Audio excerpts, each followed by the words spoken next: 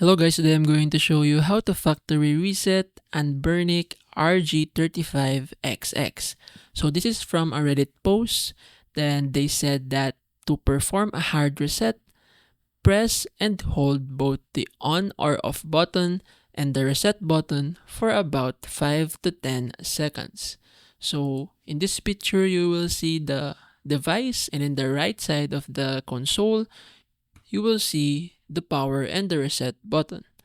And then make sure to hold it simultaneously for 5 to 10 seconds.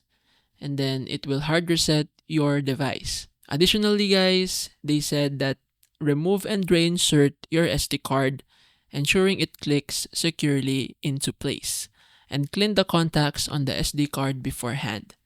And then test it with a different USB-A to USB-C cable, because these cables may be faulty. So basically that's it. If you're having issues, you can contact or reach their customer service.